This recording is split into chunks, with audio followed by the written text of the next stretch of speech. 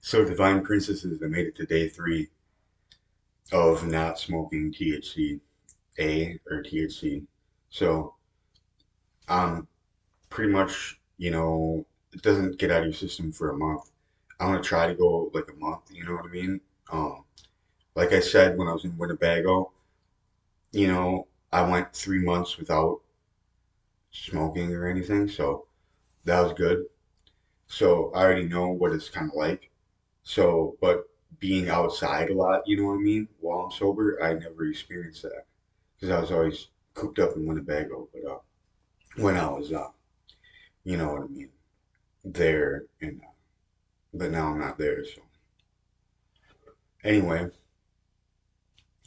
so I just wanted to let you know that everything's working out pretty good. Where I'm gonna get my money today, so I'll have food because I've been fasting yesterday without eating, and at the end of the day, I had a little portional meal for the Divine Princesses, one meal a day, you know what I mean? But yesterday I was gonna fast the whole day, but I decided to eat something because I did a lot of walking and I needed the calories. So yeah, I'm just saying all that you need to do, you know what I mean, in life is to just trust that inner notion of yourself to do the things that you're meant to like change in your life, like me stop smoking pot. Like eventually, like I just woke up, so my voice is a little bit like different, you know what I mean? So yeah, but what I'm trying to say is that I love the Divine Princesses, and I'm gonna try to get a girlfriend by going to the bar, but I'm not gonna drink. But if I get in trouble by going to the bar, it can't be that much on probation, you know what I mean? I'll probably go to jail for a couple days. But all I'm trying to say is that it's worth the risk at this point because I'm so desperate for like some girl to have conversations with, in-depth conversations with, and to love, and have a girlfriend. But what I'm trying to say is that this is like to go to the bar to do this, I'll just be drinking soda and stuff like this. I won't be drinking any alcohol. And that's because I'm not trying to get like, if you drink too much whiskey, it affects your sexual ability to have intercourse at the moment because it does something to your private parts, you know what I mean? The alcohol, if you drink too much of it. But they have a saying for it, but I'm not going to say it on the video because it's kind of inappropriate in a way. It talks about that, down there. But what happens when the alcohol gets in your system? Too much alcohol gets in your system. What happens to it? But anyway, that's why, like, if I had like 4 beers or whatever, if I did, that's not enough. It takes more than that to do that. But that's just people that drink way too much, they have that problem. But I don't, so everything's all good. Oh, I just cracked my knuckles. I felt good. So I stayed up until like 11 o'clock last night. I was wide awake. Eventually got tired and wound down a little bit, just a little, and I lay down and basically like eventually I fall asleep, but it was really hard for me to fall asleep because there's something with when you're not smoking that, it's not like wearing out your brain at the end of the day to where you'd go to sleep. You'd still have a lot of dopamine left in the brain for that to happen. But this is my little update on, you know what I mean, telling you that it's day 3, and when I get my money, I'll be diligent to stay, you know, stay, what's that? Diligent to my path to not smoke, even when I have money. And I'm gonna try my best today. I'm not gonna promise anything because I don't want to let you down. But at the same time, I'm very certain I'm gonna pull through this time around. So it's not every day I'm gonna be updating like this, but every time I make a podcast, I'll sneak it in there, sneak it in the podcast. Know how I'm doing because I'm doing this for Divine Princess and me because I've been trying to quit for a while. But anyway, it's just really hard because I get so bored, you know what I mean? And especially being in Maryland, kind of a little bit more difficult than Tomahawk or Wausau to be in. And yeah, it's just like, yeah, that's what it is. Am I bleeding? No, there's a scab on my leg or whatever, and I itched that and I thought I was bleeding because it seems like it is, but it's not. All right.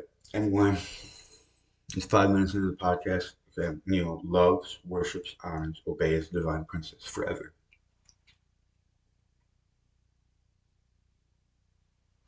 Amen. I love you, divine princess. And you know what? You might think I'm silly for worshiping the divine princess, but you know what the divine goddess and the divine princess is? It's the originating source of all the females that came from the offspring of all the females. You know what I mean? The originating source of female, like Eve, the first female, or the first archetype of the blonde and the brunette, the first, you know, archetype of that. That's what I worship because they created all the offspring too. They were a part of it. And if I'm a man, I worship the divine goddess. And if the divine goddess worships the divine God. But that's how it should be, you know what I mean? But in this world, like in nature, we realize that a duck, when they get together, two ducks or whatever, they mate for life or whatever. So what I'm trying to say is that, or they stick together for life. So what I'm trying to say is that, you know, that is their marriage or what they worship or what they obey. You know what I mean? And in all the relationships in the world, that's what it is. But religion doesn't really incorporate it as much. But it does, but it doesn't see that side of it. You know what I mean? It doesn't see that side of that. You know, what else would the divine God be doing? Would it worship himself? No. Exactly. So it worship the divine goddess. And the divine goddess in return wouldn't worship it herself because she's in all her glory. And she has everything and attributes of whatever she has. So she'd worship the divine God. And all the people, you know what I mean, are the creation of offspring that's originating from the oneness that's real. We're all originating from a source of what God came from and the divine goddess came from. I mean, without the man, there wouldn't be a baby because the procreation process, and without the woman to create the baby, wouldn't be that procreation process. So then all of it wouldn't, work out if the one without the other. There has to be a balance. You know what I mean?